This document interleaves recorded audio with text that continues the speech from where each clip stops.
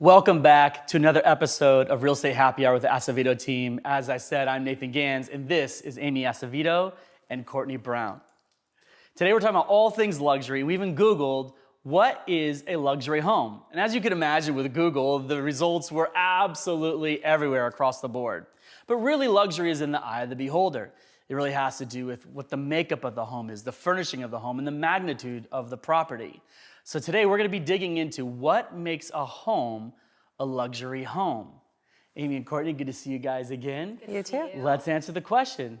Amy, what makes a home a luxury home? Yeah, that is such a good question. We asked people on the street, and it really is just what is important to each person. So there are a lot of different ways you could go with that. But I think obviously amenities, location is huge. We're actually filming here in the Parade of Homes in Vancouver, Washington, and the homes are pretty off the charts. Like there are lighting, heated floors, like there are so many different directions you can go. So it's almost like asking what's a luxury car? Like there are so many different kinds of luxury cars, but each person has their style. So there's so much that goes into that. Yeah, and I think sometimes it comes down to price point, but even when you get in that upper end pricing, not every super expensive home is a luxury home. So I think a lot of people think features when they come in. Like I walked into a smart home that I thought, okay, these are so many things that would be awesome to have. Maybe that would be considered luxury. Soaring ceilings are in a lot of luxury homes. I think there's just a lot of features additional features and functionality that are added that might be luxury. Yeah, Courtney, you've been through a lot of homes, obviously, as an agent. What's some of the craziest features you've ever seen in a luxury home? Okay, so I will start with the least crazy, which is a koi pond in the interior. Oh, that's cool. Inside. And I thought that was great. Koi pond on the inside, open air atrium, which is crazy for this area. It seems to me through the entryway, which is great. I love bringing the outside inside. I think that's a really cool luxury feature. And then the craziest thing I've seen is a house that was just a single level but had a lower level, and you could see inside the pool. So if your friends are out swimming around, you can see their legs and see who needs a pedicure, and it's just awesome. So. Yeah, that's a little different. Yeah. That's a little bit. How about for you, Amy? Yeah, well, I would share it. So actually, to prepare for this episode, I had looked up, so everything in the Portland and Vancouver MLS, I went 15 million up to the highest allowed, which is $99,999,000. And there was one that had sold for 40 million that was a 6,000 square foot home on 36,000 acres. It was more than that, actually. It was kind of its own little town. It had forests and lakes. But the one that's currently on the market, the highest price point is that one for 38,000 or 38 million. The home itself is bigger than an acre. So an acre is 45,300 and something square feet, but the home was 52,000 square feet. And so it's just crazy. What would you do with that? Do you take a little golf cart or a car and drive it through? So I mean, Segway. just sheer, yeah, exactly.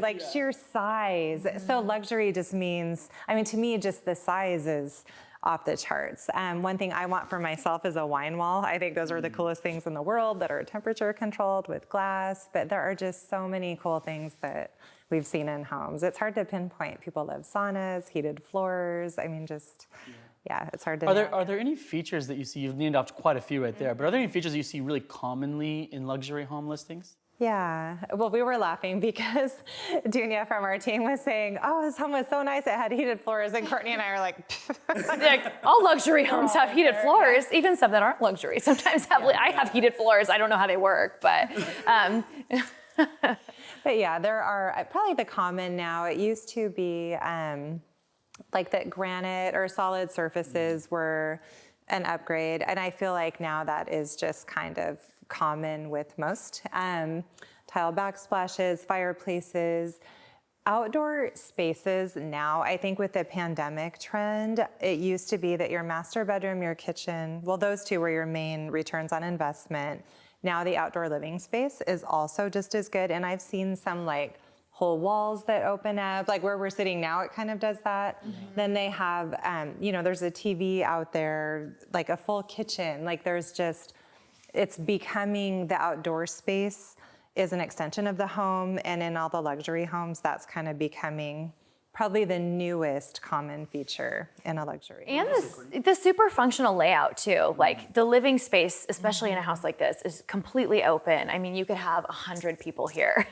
So, I mean, you've got doors out to one patio and then the next patio, and it's all just one main level. So I think that, and then also just the soaring ceilings. Like I feel like high ceilings have been kind of an upgrade, but the crazy high, like 25 or 30 foot ceilings, I think that's what I'm seeing. We're sitting in 2-foot ceilings. So this goes all the way up to the second story, or did I say 2 foot? Yeah, 2-story. yeah. Yeah, a 2-story ceiling. So when somebody's building a luxury home, what's one way that they could just blow their budget completely? Yeah, we actually just spoke with a designer and a builder right before this, and they said the number one way that people can blow their budget is just by making mistakes. So just not bringing a professional in up front.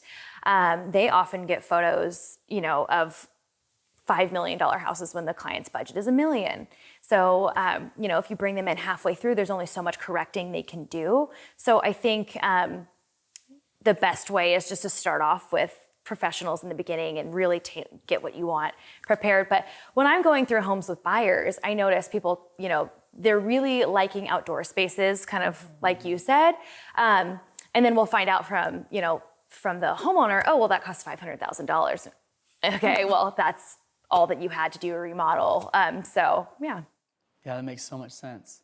So, Amy, what are some differences people need to consider when they're marketing or selling a luxury home versus just, your average home in our area? Yeah, that's a really good question. I think that is really important. And even just what Courtney said is, I think people sometimes think like hiring a designer or hiring a builder is really expensive, or hiring a luxury agent is really expensive, but they shouldn't be. Usually what they provide as a service would far outweigh what you pay. And I promise this isn't like a commercial, but what they had said made so much sense. Like if you have a designer that knows where to go to get the best pricing, does the most efficient planning, the builder that has the best vendors, and then the agent that is experienced with luxury. Like we bring in these, so I guess the long answer to that quick question is make sure you choose an agent that does luxury marketing. So like, in the Vancouver area, there's the Greater Vancouver Luxury Home Group, longest name in the world, but it's super effective. Our team advertises in one-page layouts and Luxury Home Magazine. We have gorgeous photography. So you just have to make sure you find an agent that is creative, uses social media, uses beautiful photography. I love the ones now, and I'll actually give a shout out to another agent that I was super impressed by, which is Heather DeFord with Sotheby's. And I was watching a video that she had done, and it had like this couple driving up in this luxury vehicle, and then they were going into this gorgeous home, and she was throwing off her designer hat, and I loved it. And I thought, that's something that I'll incorporate into the next one. We do videography, but that was a really fun one. And I think finding an agent that finds the unique qualities that your home has to offer and really markets it in every possible way. And more about like selling a lifestyle versus just selling, highlighting some small features. It really is tailored to a specific buyer. It's not just slap it on the market and there you go. And honestly, I mean, it's slowing down a little bit, but the market times often are a little bit longer depending on the price point. But I mean, honestly, in the past like 6 months, that hasn't necessarily been the case. Yeah. So, well, there's a big difference between hiring a team who already has all the resources in place to accomplish what you need to accomplish versus hiring somebody who still has to get that group together and maybe hasn't vetted all the other resources that you guys have available. Yeah, we know who does the best photography and things of that nature. Yeah, that's so awesome. So is buying a luxury home a smart decision? I want to answer this question. Yeah. So I have personally made an offer on one of the Kirkland Tower condos, and it's luxury. The cost per foot is one of the highest in the area, as far as I know. And I actually asked our lender that we work with often what he thought about that, because as we know, people are always talking about a shifting market. It could be a cooling period, it could be a massive recession, like nobody has a crystal ball. And I loved his answer because one, what he said is interest rates matter. So it was his anticipation was that we might have like a 3 to 10% cooling period briefly because of this pandemic that we've been going through and stimulus checks. I mean, I feel like that would be a whole nother episode. But with a luxury home, what he said was if you were to stay 2 years, you probably wouldn't want to. But if you were staying longer, you'll just write out that correction. And so I loved that answer. And then where I'm going with my condo, I think things that are important are property taxes. Factor those into your payment. It's your monthly cost, your living cost, your lifestyle. What are you going to do with it, and how long are you going to stay? So where I'm going, they get a break for 8 years from property you told me, taxes. that's so amazing. Yeah. It really increases your buying power. You don't have to pay the property tax. It does. Yeah, so I think there are just so many factors. So the short answer is it's a lifestyle. Make sure it's something you can afford long term, ride through any market corrections.